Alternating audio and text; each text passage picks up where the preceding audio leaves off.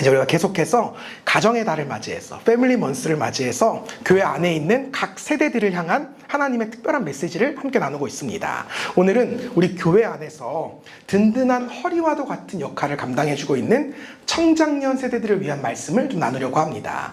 그럼 청장년 세대는요, 말 그대로 청년과 장년의 중간 세대를 뜻합니다. 그러니까 과거에는요, 여러분 사실 청장년이라고 하는 세대가 따로 있진 않았고요. 그저 청년 세대, 장년 세대 이렇게 양분되어 있었습니다. 그러니까 결혼 전까지는 청년이었다가 결혼하면 그 즉시 장년으로 넘어가는 그런 시대였습니다.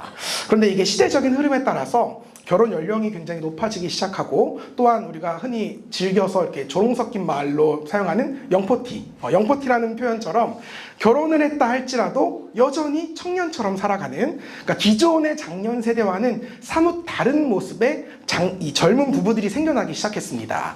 이 세대들은 결혼은 했으니까 청년에 속하기는 조금 애매하고요. 그렇다고 또 장년부에 소속하자니 뭔가 그 기성세대와의 문화적인 차이 때문에 교회 안에서 굉장히 애매한 포지션이 되어버리고 말았습니다. 그래서 90년대 그리고 2000년대에 들어서면서 한국 교회는요, 본격적으로 조직을 개편하기 시작했습니다. 그러니까 기존 청년부와 장년부 사이에 결혼은 했지만 청년 같은 열정을 가진 젊은 장년이라고 하는 의미의 청장년부를 따로 독립시켜서 이들 세대를 존중해 주기로 결정을 했습니다. 누가 이런 결정을 했는지 모르겠지만 굉장히 잘한 결정이라는 생각이 듭니다. 저 역시도 이제 한 사람의 청장년으로서 비록 결혼은 했지만 제 가슴 안에 타오르는 열정만은 여느 청년 못지않다고 자부할 수 있기 때문에 그렇습니다. 이처럼 이 젊은 청청세대 그리고 기존 장년 세대와의 중간 다리 역할을 감당하는 세대가 바로 청장년 세대입니다. 그래서 이들은 그 위치상 교회 안에서 너무나 중요한 역할을 감당하는 세대입니다. 마치 이렇게 디딤돌처럼 두 세대를 이어주는 가교 역할, 브릿지 역할을 해주는 세대이기 때문에 그렇습니다. 그래서 청장년 세대를 또 다른 표현으로는 디딤돌 세대다라고도 표현하곤 합니다. 그러니까 쉽게 말해서 교회 안에서 청장년 세대들이 자기 역할을 잘 감당하잖아요. 브릿지 역할을 잘 감당하면 교회 공동체가 전 세대적으로 하나가 됩니다. 하지만 반대로 이 청장년 세대들이 브릿지 역할을 잘 감당하지 못하면 교회 공동체가 세대별로 갈려질 수가 있습니다. 그러니까 서로를 연결해주는 디딤돌, 이 브릿지 서로를 소통해주는 역할이 사라지기 때문에 그렇습니다. 이런 의미에서 저는 이 청장년 세대를 가리켜서 저 혼자만 그렇게 부르지만 피스 세대라고 부릅니다. 여러분도 그렇게 불러주시면 좋을 것 같아요. 교회의 디딤돌로서 공동체에 피스를 가져다 주든지, 아니면 교회의 걸림돌로서 공동체를 다 피스로 조각조각 내버리든지, 이렇든 저렇든 공동체에 피스를 가져오는 세대이기 때문에 저는 이들을 가리켜서 피스 세대 혹은 피스메이커 세대라고 부르고 있습니다. 그렇다면 여러분, 우리 청장년 세대들이 걸림돌로서의 피스메이커가 아니라 디딤돌로서의 피스메이커가 되기 위해서는 어떻게 신앙생활을 해야 하고 또 어떤 교회 생활을 우리가 해야 할까요? 뿐만 아니라 이곳에 있는 우리 모두가 진정한 의미에서의 피스메이커가 되기 위해서는 어떤 신앙생활 또 어떤 교회 생활을 행해야 할까요? 오늘 말씀은 바로 이 질문에 대한 답을 찾아가는 과정이 될 것입니다. 제가 이제 요즘에 매스컴을 보면서 느끼는 건데, 세상에서 가장 무서운 것 하나를 꼽으라고 한다면 단연 전쟁일 것 같습니다. 전쟁. 최근 벌어지고 있는 이 세계 각국의 전쟁 상황들을 지켜볼 때면 정말이지 너무 끔찍한 광경들을 목도하곤 합니다. 수십 수백 명의 젊은이들이 전쟁 중에 사망하고요. 심지어 아주 어린 아이들마저도 이 전쟁의 소용돌이 속에서 끔찍한 고통을 당하는 그런 모습들을 볼 때면 이 전쟁이야말로 인류가 이 땅에서 경험할 수 있는 진정한 지옥이지 않을까라는 생각이 듭니다. 그래서 여러분, 사실 이 전쟁은요, 비단 국가와 국가 사이에서만 일어나는 것은 아닙니다. 전쟁은 우리가 살아가는 삶의 터전 속에서도 곳곳에서 이미 벌어지고 있습니다. 여러분, 미생이라고 하는 유명한 웹툰 다 아시죠? 드라마로도 나왔으니까 거기에 아주 유명한 이런 대사가 나와요. 회사가 전쟁터라고 밖은 지옥이다. 이런 표현이 나옵니다. 우리는 우리의 모든 삶의 자리에서 전쟁과 지옥을 경험한다는 거죠. 어찌나 치열하게 서로를 미워하고 증오하고 싸우는지 모릅니다. 우리가 서로에게 총포만 날리지 않을 뿐 우리 삶의 전쟁 역시 실제 전쟁 못지않게 우리에게 커다란 고통과 불행을 가져다 주곤 합니다. 그렇기 때문에 우리는 날마다 평화를 꿈꾸며 살아가죠. 평화로운 일상, 평화로운 세상을 꿈꿉니다. 최근에 제가 보았던 월드비전 광고 중에서요, 팔레스타인 전쟁의 그 소용돌이 속에 살아가는 한 어린아이가 매스컴에서 이런 한마디를 했는데 그게 전 세계 사람들의 마음을 정말 먹먹하게 만들었어요. 그 아이가 이런 말을 하더라고요. 전쟁 없는 세상에 살아보고 싶어요. 이 아이는 태어나서 단 한 번도 전쟁 없는 세상을 경험해보지 못한 거예요. 그래서 전쟁 없는 세상에 살아보는 게 꿈이라는 겁니다. 이 한 소년이 그토록 염원하는 평화, 또한 이 땅을 살아가는 우리 모두가 소망하는 평화. 정말 여러분, 이 평화로운 세상이 우리가 살아가는 땅 가운데 가능한 것일까요? 우리는 정말 전쟁 없는 평화로운 세상을 살아갈 수 있을까요? 그렇다면 그러한 평화는 또 어떻게 만들어지는 걸까요? 오늘 말씀이 우리에게 그 답을 제시해주고 있어요. 오늘 본문 말씀은 우리가 흔히 예수님의 팔복이라고 부르는 그런 말씀입니다. 이 팔복, 8가지 복은요, 우리가 이 세상을 살아가면서 주님께 받을 수 있는 최고의 복입니다. 우리는 흔히 이렇게 축복이다, 복이다라고 하면 뭐 건강의 복, 장수의 복, 뭐 물질의 복, 만남의 복, 이런 것들을 복이라고 생각을 하는데, 물론 이것도 우리가 하나님께 받을 수 있는 너무나 귀한 축복이고 은혜입니다. 그러나 만일 복에도 랭킹을 매길 수 있다면 모든 복 중에 최고의 복은 단연 예수님께서 말씀하신 8가지의 복일 것입니다. 왜냐하면 우리가 꿈꾸는 그 모든 복들은 사실상 이 땅에서 잠시 누리다 가는 그런 복에 불과하지만, 예수님께서 우리에게 주신다고 약속하신 그 8가지의 복은 우리가 영원히 하나님 나라에서 누릴 수 있는 복이기 때문에 그렇습니다. 그러므로 우리가 하나님 앞에서 최우선적으로 구해야 할 복은 다른 그 어떤 축복보다 예수님의 팔복이 되어야 합니다. 그러면 여러분, 앞으로 기도하실 때는요, 가장 먼저 예수님의 팔복을 먼저 구하신 후에 그 다음 여러분의 기도 제목을 구하시면 좋겠어요. 여러분, 우리가 식당에 가서 음식을 시킬 때도요, 음식을 먹을 때도 반드시 먼저 먹어야 하는 음식이 뭐예요? 이 식당 아닌 곳은 절대 못 먹는 시그니처 메뉴잖아요. 짬뽕 맛집에 가서 뭘 먹어야 돼요? 짬뽕을 먹어야죠. 근데 짬뽕 맛집 가서 짜장면을 시키는 사람은 바보죠. 바보예요. 짜장면은요, 짬뽕 다음에 먹는 겁니다. 마찬가지로요, 여러분, 세상의 모든 종교 가운데 우리 기독교만의 시그니처 축복을 굳이 하나를 꼽자면 예수님의 팔복이라는 겁니다. 사실 우리가 쫓는 건강의 복, 뭐 물질의 복, 관계의 복, 이런 것들은요, 다른 종교를 가진 사람들도요, 심지어 종교가 없는 사람들도 매 순간 기도하고 바라는 축복들입니다. 그러나 여러분, 팔복은 오직 하나님께만, 그리고 오직 크리스천들만 구할 수 있는 시그니처 축복입니다. 그렇기 때문에 앞으로 여러분 기도하실 때는 항상 예수님께서 알려주신 8가지 복부터 먼저 구하시고 여러분의 기도 제목을 구하는 그런 지혜로운 성도님들이 다 되시기를 축복합니다. 다시 말씀으로 좀 돌아왔어요. 오늘은 그 8가지 복 가운데 7번째 축복인 화평하게 하는 자가 받는 복에 대한 메시지를 함께 나누려고 합니다. 앞서 말씀대로 우리는 다 평화를 꿈꾸며 살아갑니다. 그런데 그처럼 소중한 평화는요, 우리에게 절대 거저 주어지지 않습니다. 평화는 주어지는 것이 아니라 우리가 만들어 가야 하는 것입니다. 그래서 성경을 잘 보잖아요. 화평하게 하는 자는 복이 있다 라고 말씀하십니다. 화평하게 하는 자, 그러니까 평화를 만들어가는 사람이 있다라고 하는 전제를 깔고 이 말씀을 전하고 계신다는 겁니다. 여러분, 세상에는요, 평화를 만들어가는 피스메이커들이 존재합니다. 반면에 세상을 다 조각내버리는 또 다른 피스메이커도 존재합니다. 이 후자의 피스메이커들을 가리켜서 우리는 트러블 메이커다라고도 표현하죠. 성경은 증거하기를 이 전자, 이 왼쪽에 이 피스메이커를요, 곧 화평하게 하는 사람은 하나님의 아들 혹은 하나님의 자녀라고 불릴 것이다 라고 예수님 말씀하세요. 여러분들, 이 말이요, 우리는 그저 성경적인 표현이다, 성경적인 상징적인 의미이다 이렇게 생각하기 쉬운데 그렇지 않습니다. 이 말은요, 실제 우리의 삶 속에서 아주 빈번하게 사용하는 표현들입니다. 여러분 한번 보세요. 우리가 세상에서 굉장히 악한 말, 굉장히 악한 행동으로 공동체의 불화와 갈등을 조장하는 사람들이 있습니다. 전쟁을 일으키는 사람들이 있고요, 평화를 깨는 사람들이 있어요. 그들을 향해서 우리가 뭐라고 부르죠? 악마의 자식이라고 부릅니다. 죄송해요, 조금 거칠게 표현하면 마귀 새끼라고 우리가 그렇게 이야기를 하죠. 마찬가지로요, 우리 주변에 정말 선하게 살아가는 크리스천들, 이 공동체 안에서 사랑을 실천하고 평화를 만들어가는 그런 크리스천들을 볼 때면 우리가 뭐라고 해요? 아, 그래, 저런 사람이야말로 진짜 하나님 믿는 사람이지, 이렇게 이야기하잖아요. 그들을 향해서 우리는 하나님의 사람, 혹은 하나님의 자녀, 혹은 천사라고도 부릅니다. 여러분, 사람들은요, 그저 교회에 다닌다고 해서 그 사람을 가리켜 하나님의 사람이다, 하나님의 자녀다, 천사다 이렇게 말하지 않아요.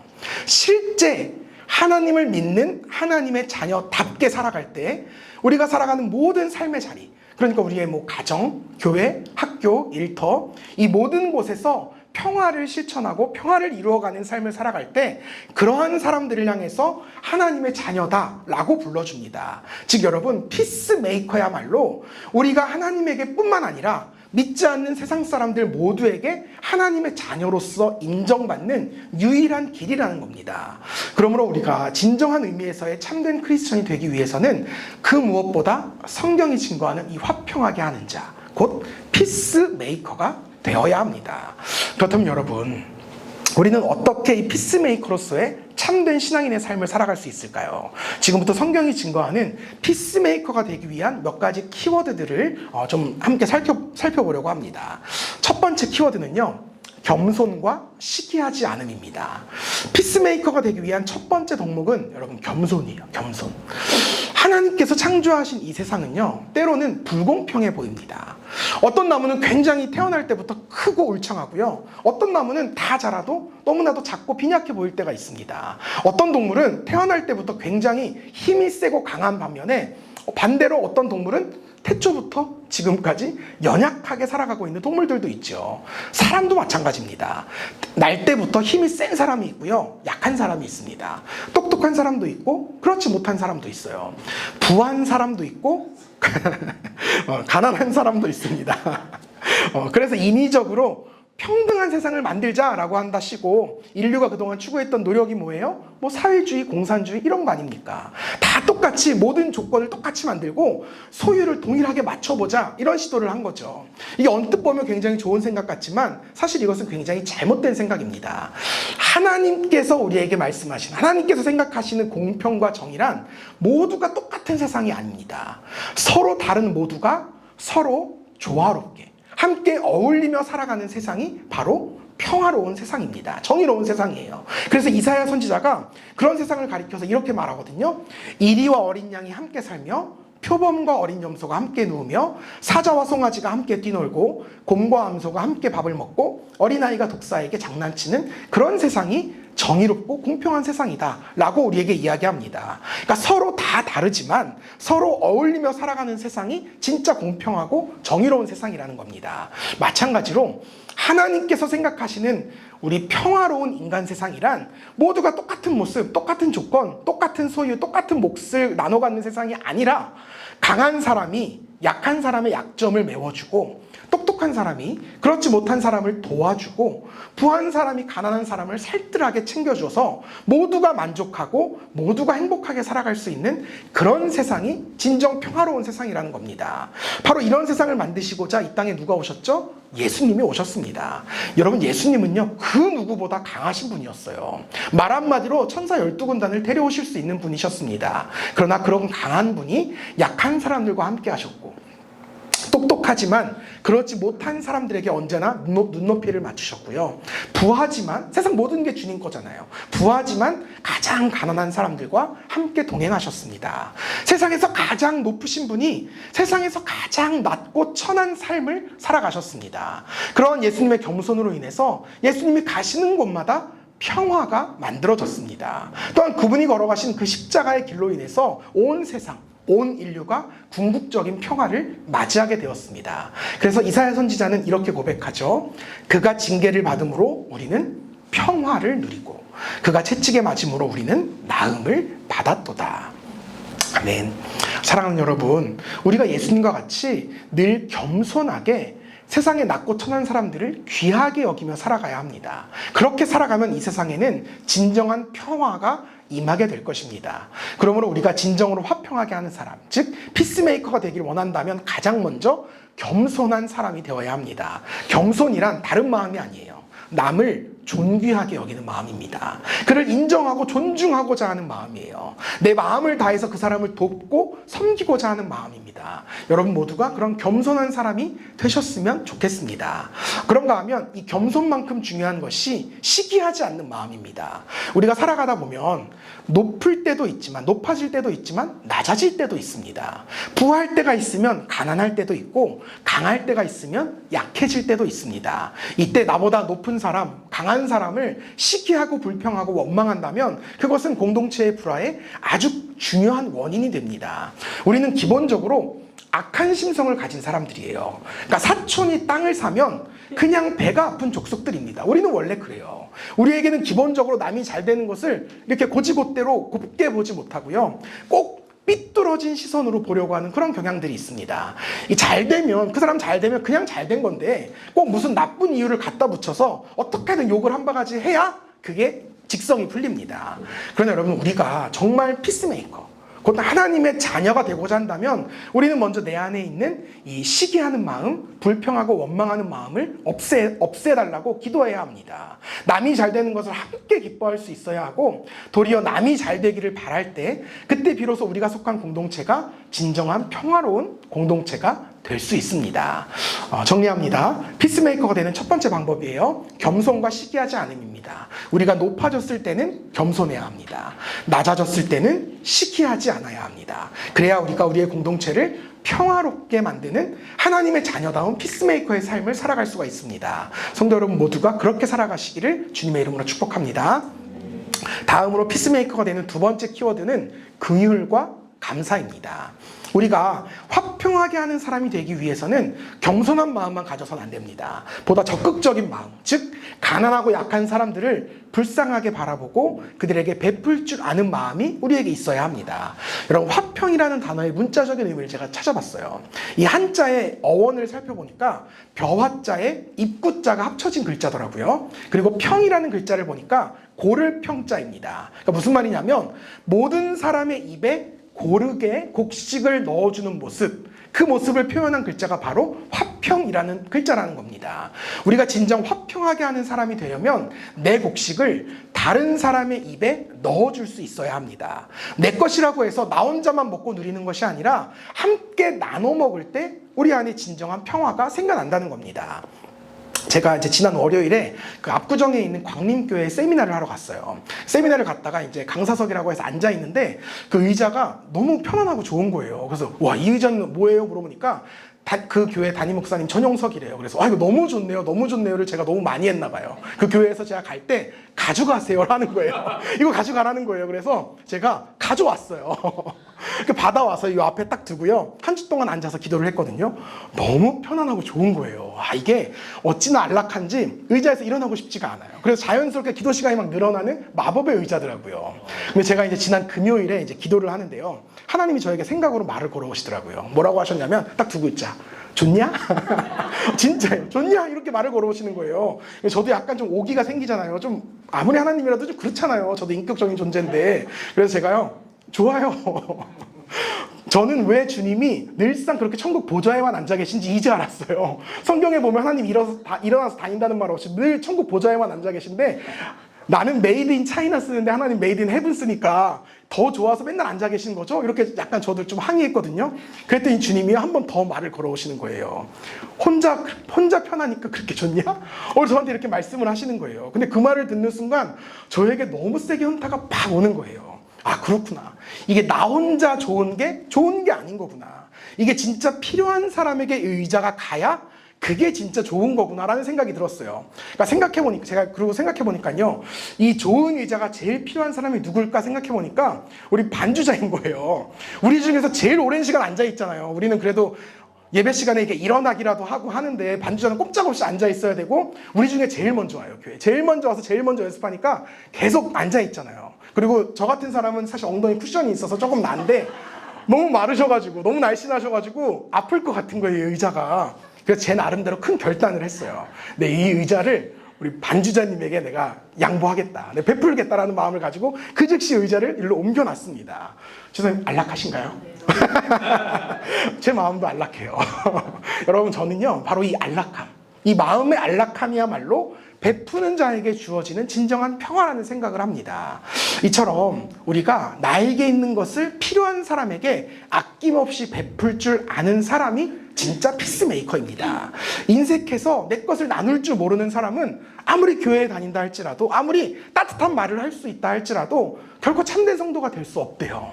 이거는 제가 한 말이 아니라 야고보 사도가 한 이야기예요. 야고보 사도가 뭐라고 이야기하냐면, 만일 형제나 자매가 헐벗고 일용할 양식이 없는데 너희 중에 누구든지 그에게 이르되 평안히 가라, 덥게 하라, 배부르게 하라 하며 그 몸에 쓸 것을 주지 아니하면 무슨 유익이 있으리요. 이와 같이 행함이 없는 믿음은 그 자체가 죽은 것이라. 아멘. 믿음은요, 행동으로 증명된다는 겁니다. 사랑하는 성도 여러분, 부디 여러분들 신앙생활 하실 때 말이 아니라 손으로 이웃사랑을 실천하시기를 주님의 이름으로 축복합니다. 또한 우리는 감사할 수 있어야 합니다. 긍휼을 베푸지 않는 것도 불화의 원인이 되지만 긍휼히 여김을 내가 받았을 때 거기에 감사할 줄 모르는 것도 불화의 원인이 됩니다. 제가 개인적으로 가장 중요하게 생각하는 사람됨의 덕목은 은혜를 갚을 줄 아는 마음입니다. 그래야 그 관계가 보다 깊어지고 여우러져 갈 수 있기 때문에 그렇습니다. 저는 살면서 참 많은 분들에게 많은 은혜를 받으며 살아왔습니다. 제가 이제 학생 때, 어렸을 때 형편이 어려워서 문제집 한 권을 살 수가 없었어요. 그때 교회 선생님께서 저에게 책 사보라고 용돈을 주시는 거예요. 그때 당시에 10만 원을 저에게 주셨어요. 그때 당시에 문제집이 한 7,000원, 8,000원 하던 시대였는데 10권을 살 수 있잖아요. 그 10권으로 열심히 공부를 했던 기억이 있습니다. 또 이제 제가 학원비가 없어서 부득이 학원을 이제 그만둬야 됐어요. 근데 그때 당시에 저를 아껴주셨던 그 학원의 원장 선생님께서 배려해 주셔서 수능 끝날 때까지 계속 그냥 그 학원을 다닐 수 있었습니다. 심지어 졸업하고 나서는 그 학원에서 수학 강사로 알바까지 시켜주셨어요. 또 제가 이제 전도사 때는요, 이제 헐렁한 아버지 그 자켓을 입고 코트를 입고 예배를 이제 인도했던 적이 있는데 그 모습이 굉장히 불쌍했는지 어떤 성도님은 저에게 정장 한 벌을 선물해 주신 거예요. 또 제가 지금껏 입고 있는 제 그 목사 가운은 남편을 떠나보내시고 그 장례식 잔금으로 선물해 주신 한 성도님의 마음입니다. 저는 지금도 그분들의 마음을 생각하면 굉장히 울컥울컥 눈물이 납니다. 정말 얼마나 감사한지 몰라요. 그분들 덕분에 오늘의 제가 있을 수 있기 때문에 그렇습니다. 그래서 저는 지금껏 꼭 하는 게 뭐냐면 그분들에게 꾸준히 연락을 합니다. 때 되면 찾아뵙고요. 선물도 보내드리고 이제는 저도 용돈을 드리고 옵니다. 그 은혜를 잊지 않으려고 굉장히 노력을 합니다. 특별히 이제 제가 그 제 학원을 계속 다니게 해주셨던 그 원장 선생님은 크리스천은 아니세요. 근데 지금껏 저에게 희망 고문을 하시거든요. 언젠가 내가 종교를 갖게 된다면 차목사 안에 교회 갈 거다. 차목사 때문에 나 기독교를 선택을 할 거다. 그동안 내가 가르친 수백 명의 제자들이 있었지만 20년이 넘도록 꾸준히 연락하고 와서 고기 사주고 용돈 주는 제자는 너 한 명뿐이다. 그래서 내가 언젠가 너희 교회 갈 거다. 20년이 넘도록 오지 않으세요. 그러나 언젠가 올 거라 믿습니다. 이처럼 우리가 피스메이커가 되기 위해서는 반드시 감사할 줄 아는 사람이 되어야 합니다. 은혜에 보답할 줄 아는 사람이 되어야 돼요.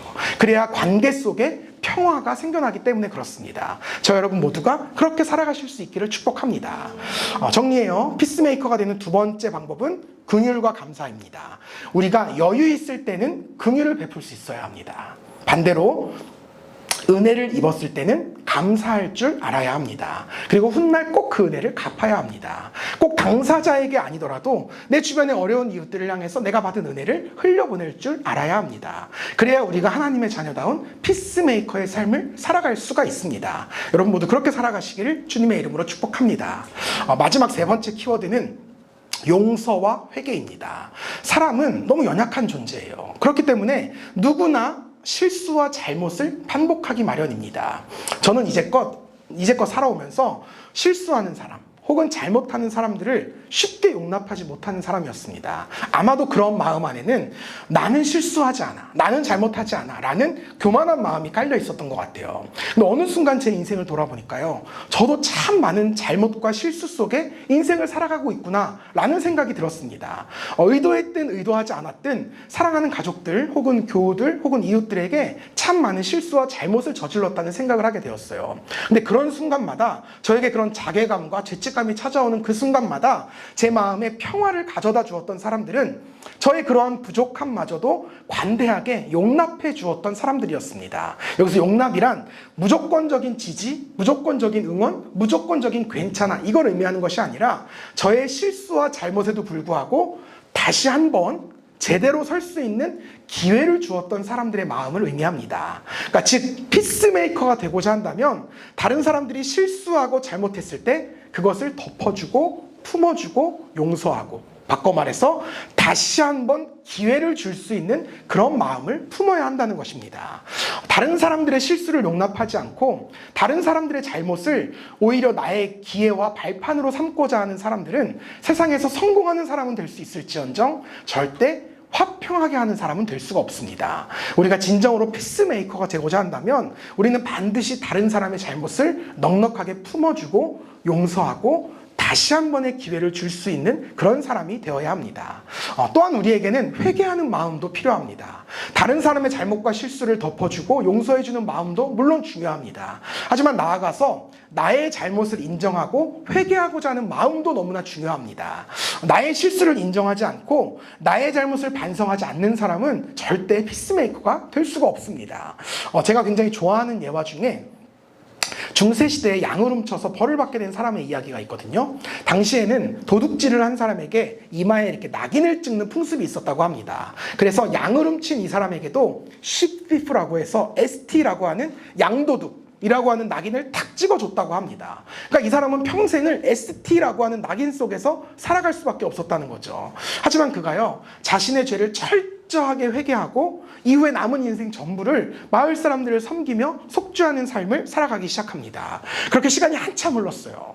어느덧 이 양도둑이 젊은이에서 늙은이, 할아버지가 되었습니다. 지나가던 아이가 엄마에게 물어보는 거예요. 엄마, 저 할아버지 이마에는 왜 ST라고 써있는데 그게 무슨 뜻이야? 그러자 엄마가 이렇게 대답을 했습니다. 글쎄, 아마도 저렇게 경건하게 사시는 걸 보니까 성자라는 뜻의 세인트의 약자가 아닐까? 저 성자 할아버지가 우리 모두를 지극정성으로 섬겨주시는 덕분에 우리 마을이 이렇게 평화로울 수 있는 거란다.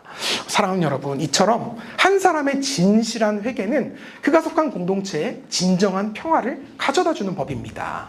바라기는 저와 여러분의 삶에도 그러한 진실한 회개, 진실한 평화가 있을 수 있기를 축복합니다. 피스메이커가 되는 세 번째 방법, 용서와 회개입니다. 우리는 다른 사람의 실수와 잘못에 대해서는 용서할 수 있어야 합니다. 반대로 나의 잘못과 실수에 대해서는 회개할 수 있어야 합니다. 그래야 우리가 하나님의 자녀다운 피스메이커의 삶을 살아갈 수가 있습니다. 저 여러분 모두가 그렇게 살아가시기를 주님의 이름으로 축복합니다. 이제 말씀을 좀 맺겠습니다. 여러분은 그동안 어떤 존재로 살아오셨습니까? 피스메이커로 살아오셨습니까? 아니면 그 반대의 피스메이커로 살아오셨습니까? 바라기는 여러분의 존재가 여러분의 삶의 자리를 평화롭게 만드는 진정한 의미에서의 피스메이커가 되시기를 축복합니다. 여러분의 가정이 여러분들 덕분에 평화로워지길 바라요. 여러분의 학교가 여러분들 덕분에 평화로워지길 바랍니다. 여러분의 일터가 여러분들 덕분에 평화로워지길 바라요. 그리고 그 무엇보다 여러분으로 인해서 우리 교회가 평화로워지기를 꿈꾸고 소망합니다. 그러기 위해서 사랑하는 성도 여러분, 겸손한 사람이 되십시오. 시기하지 않는 사람 되십시오. 긍휼히 여길 줄 아는 사람이 되시고 감사하며 사는 사람이 되십시오. 다른 사람의 잘못을 용서하는 사람이 되시고 나의 잘못을 회개하는 사람이 되시기 바랍니다. 그래서 하나님과 사람들 앞에서 하나님의 자녀라 일컬음을 받는 진실한 크리스천들이 되시길 바랍니다. 그래서 여러분들 덕분에 여러분들이 살아가는 여러분의 가정 그리고 세상, 이 교회 가운데 언제나 평화가 넘쳐날 수 있기를 주님의 이름으로 축복합니다. 또한 그런 청장년부 되시기를 주님의 이름으로 축복합니다.